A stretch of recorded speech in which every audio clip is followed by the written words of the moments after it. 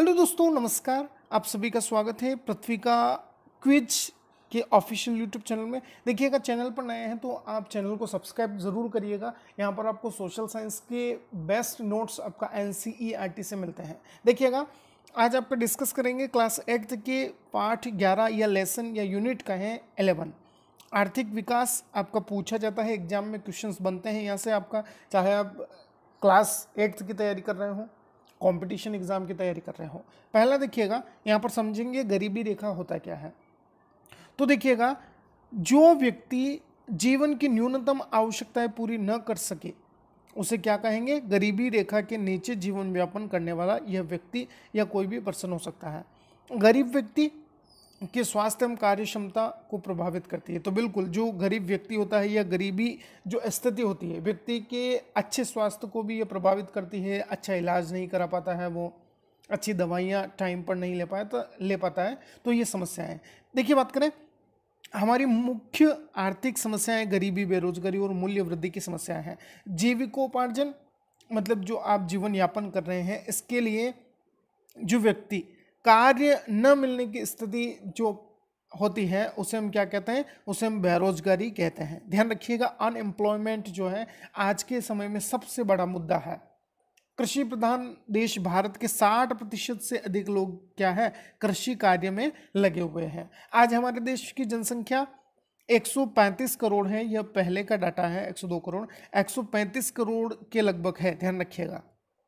औद्योगिक विकास क्षेत्र की बात करें तो उनके नागरिकों के लिए समृद्धि लाना औद्योगिक क्षेत्र का आपका सबसे महत्वपूर्ण कार्य होता है। गरीबी और अशिक्षा की बात करें तो यह जनसंख्या वृद्धि में भी आपका प्रमुख कारण है। बिल्कुल, जो जनसंख्या है या कहें किसी देश के नागरिक अगर पढ़े लिखे नहीं हैं तो जनसंख्या वृद्धि होगी, आपका डेफिनेटली होगी।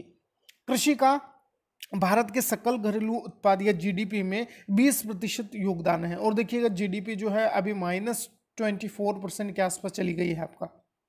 आए समझ में? 2019 या 20 के आंकड़ों की बात करें तो जो जीडीपी या सकल घरेलू उत्पाद है वह यह माइनस में चली गई है। ध्यान रखिएगा, -23.6 के आपका राउंड फिगर कहेंगे हम, -24 ही मान लेते हैं।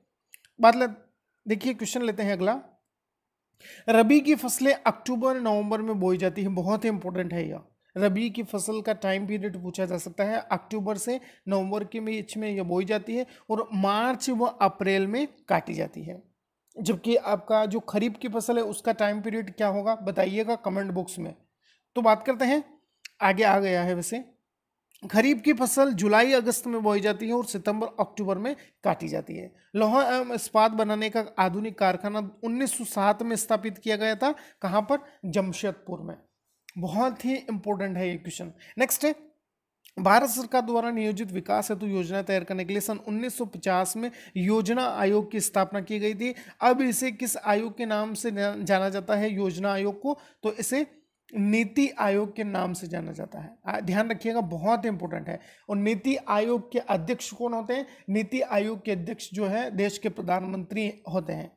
चाहे आपका कोई भी प्रधानमंत्री हो, जैसे आपका श्री नरेंद्र मोदी जी अभी जो है आपका नीति आयोग के अध्यक्ष होंगे, और उपाध्यक्ष भी होते हैं।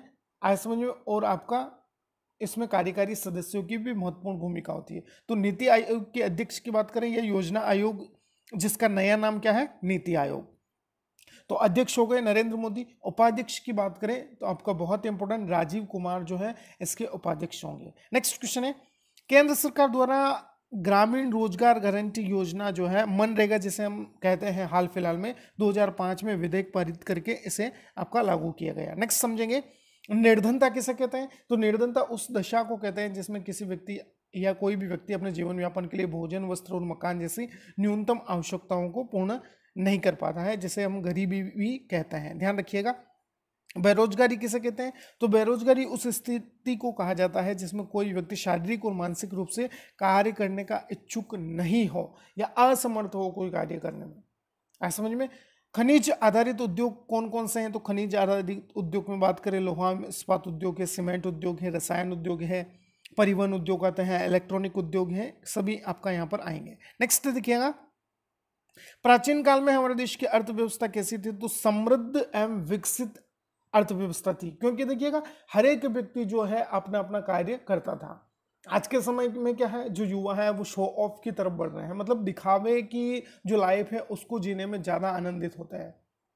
आज समझ में, इसलिए ज्यादा जो गरीबी आपका बढ़ रही है। कोई भी युवा देखिए कि सरकारी नौकरी के अलावा कोई ऑप्शंस नहीं रखता है अपने माइंड में, तभी आपका ज्यादा बेरोजगारी बढ़ रही है। बात करते हैं लघु उद्योग का क्या अर्थ है। तो लघु उद्योग में देखिएगा कम पूंजी और कम श्रमिक की आवश्यकता होती है। पारंपरिक उद्योगों से जुड़े होते हैं, जिसमें देखिए खिलौने बनाना है, लिफाफे बना सकते हैं आप। पापड़ उद्योग है, बीड़ी बनाते हैं तेंदुपत्ता से, चटाई बना सकते हैं, झाड़ू, मसाले, अचार बनाने के उद्योग भी आपका लघु उद्योग के अंतर्गत ही आते हैं। नेक्स्ट देखिएगा, अब देखिएगा आत्मनिर्वाह कृषि किसे कहता है, बताइएगा। तो क्या होता है यहाँ पर, जो किसान जो होते हैं, ये आपका जो परंपरागत औजार होता है, जैसे कि आपका हल हो गया, इसी हिसाब से आपका कृषि में जो है परंपरागत जो औजार या आपका कह सकते हैं यंत्रों का प्रयोग करके, बीजों का प्रयोग करके, उर्वरक का प्रयोग यहाँ पर जो होता है वो घर के ही होता है, सब अपने घर का ही बीज उपचार करते हैं। तो उनका प्रयोग करके जो कृषि की जाती है अपने पेट पालन या अपने आत्मनिर्वाह के लिए, उसे हम कौन सी कृषि कहते हैं, आत्मनिर्वाह कृषि। मतलब जिसमें पर्याप्त अनाज आप बोएंगे जिससे आप अपना खुद का घर खर्चा या घर आप चला सके, इसी को हम आत्मनिर्वाह कृषि कहते हैं। कुटीर उद्योग के नाम लिखना है, तो बीड़ी बनाना है, झाड़ू बनाना है, पापड़ बनाना है, अगरबत्ती उद्योग है, चटाई बनाना, लिफाफे, खिलौने, बड़ी जो आपका बनाते हैं, बड़ी बनाना, ये सभी आपका किसके अंतर्गत आते हैं, बीड़ी नहीं, बीड़ी होगा ये, बड़ी नहीं, बीड़ी उद्योग कुटीर उद्योगों के अंतर्गत आएंगे। नेक्स्ट है ग्रामीण रोजगार गारंटी एक्ट के संबंध में देखिएगा आपसे क्वेश्चन बन सकता है, पीएससी में भी ये क्वेश्चन पूछा जाता है। तो यहाँ पर क्या होता है, जो मनरेगा जिसे हम हाल फिलहाल में कहते हैं, तो यह रोजगार गारंटी योजना है, 2005 में इसे आपका केंद्र सरकार ने लागू किया था। तो इसमें क्या होता है, किसी भी वयस्क व्यक्ति को 100 दिनों का आपका रोजगार आवश्यक रूप से देना होगा। ऐसा समझ में, वो भी आपका जहां वो रहता है, कोई भी गांव शहर में रहता है, उसके 5 किलोमीटर के आसपास के दायरे में। ऐसा समझ में, यह योजना देखिएगा 2010 में संपूर्ण देश में इसे लागू किया गया, जो कि 600 जिलों में, आपका भारत देश के 600 जिलों में इसको लागू किया गया था। बहुत ही महत्वपूर्ण है, पूछा जा सकता है एग्जाम में क्वेश्चन आपसे। नेक्स्ट है आर्थिक विकास में कृषि किस प्रकार सहायक होती है। देखिएगा आर्थिक विकास आपका सबसे महत्वपूर्ण होता है कि आप कोई भी कार्य कर रहे हो, आप अपनी आजीविका को पूर्ण रूप से चला रहे हैं, तो यह आर्थिक विकास में मदद करता है आपका। कैसे, तो देखिए कृषि की बात करें तो कृषि से देश के खाद्यान्न में आत्मनिर्भरता बढ़ती है। बिल्कुल, ज़्यादा पैदावार होगी अनाज की तो हमारा ही जो देश है वो भूखमरी जैसी समस्याओं से बाहर आएगा। तो खाद्यान्न से भी आत्मनिर्भरता बढ़ेगी, किसी दूसरे देश से हमें आयात या निर्यात की जो प्रक्रिया है उससे बचेंगे हम। ऐसा समझ में। फिर बात करते हैं कृषि से निर्यात व्यापार बढ़ेगा। बिल्कुल, देश में विदेशी मुद्रा का आगमन होगा, विदेशी मुद्रा आएगी, बाजार क्षेत्र का विस्तार होगा। बिल्कुल सही बात है। फिर कृषि से उद्योगों को कच्चे माल की प्राप्ति भी होगी, ये भी सही बात है। देखिए जैसे मैंने बताया, कृषि मुद्रा की आपका प्राप्ति होगी, दूसरे देशों को हम निर्यात करेंगे कोई भी सामग्री तो। फिर कृषि से रोजगार के अवसर भी बढ़ेंगे, नए नए उद्योग खुलेंगे, तो बिल्कुल आपका रोजगार की जो समस्या है वो भी आपको दूर होगी।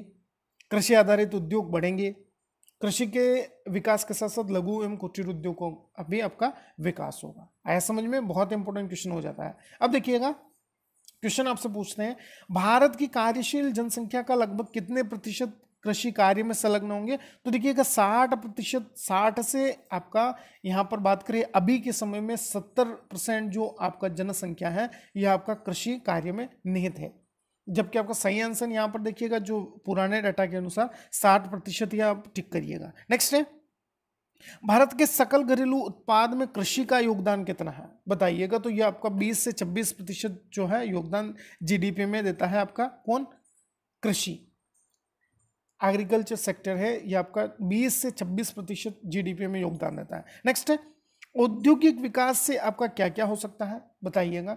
तो देखिएगा कृषि पर निर्भरता कम होगी हमारी, बिल्कुल औद्योगिक क्षेत्र होंगे तो, और जीवन स्तर जो है हमारा लाइफ स्टैंडर्ड है वह भी आपका सुधार होगा उसमें, और वह भी इंक्रीज होगा। मतलब ग ऑप्शन आप टिक कर सकते हैं, उपरोक्त दोनों। नेक्स्ट है, भारत, नेपाल, चीन, पाकिस्तान, यह आपका किस देश की श्रेणी में आते हैं। तो देखिएगा भारत, नेपाल, चीन जो है यह आपका पाकिस्तान यह विकासशील है, और जापान, सिंगापुर, ब्रिटेन, अमेरिका यह आपका विकसित देश होंगे, ध्यान रखिएगा। फिर बात करते हैं औद्योगिक विकास देश व नागरिकों के लिए समृद्धि लाता है, बिल्कुल सही बात होगी। फिर बात करें लौह इस्पात का आधुनिक कारखाना 1907 में कहाँ स्थापित किया गया था? जमशेदपुर में। अर्थव्यवस्था के मंद विकास को क्या कहेंगे? या आपका बेरोजगारी कहेंगे जैसे हम। नेक्स्ट देखिएगा, बहुत ही इजी क्वेश्चन से आपसे पूछा जा सकता है, भारत को स्वतंत्रता कब प्राप्त हुई? 15 अगस्त 1947। 1997 में भारत ने स्वतंत्रता की कौन सी जयंती मनाई थी? तो ये आपका 50वीं जयंती हम मना रहे थे स्वतंत्रता की। नेक्स्ट है, हमारा प्रथम राष्ट्रीय लक्ष्य क्या है? तो लोकतंत्रात्मक जो व्यवस्था है उसे लागू करना। आपकी दृष्टि में सबसे बड़ा आर्थिक अपराध कौन सा है? तो भ्रष्टाचार करना सबसे बड़ा यहाँ पर आपका क्या होगा? अपराध माना जाता है। बहुत इंपॉर्टेंट हो जाता है क्वेश्चन। देखिए एक क्वेश्चन आपसे पूछा जा सकता है, योजना आयोग के कार्य क्या क्या होता है? तो देखिएगा, योजना आयोग के लक्ष्य निर्धारित करना और उनको प्राथमिकता देना, इसके अलावा देश में उपलब्ध जो साधन है उनका अधिक से अधिक प्रयोग करना योजना आयोग या नीति आयोग का कार्य माना जाता है। बहुत ही महत्वपूर्ण है। ये आपके मोस्ट इंपोर्टेंट क्वेश्चंस थे। आई होप आपको समझ आए होंगे। अच्छा लगे तो लाइक शेयर कमेंट, और चैनल को देखिए सब्सक्राइब जरूर करिएगा। धन्यवाद। जय हिंद, जय भारत।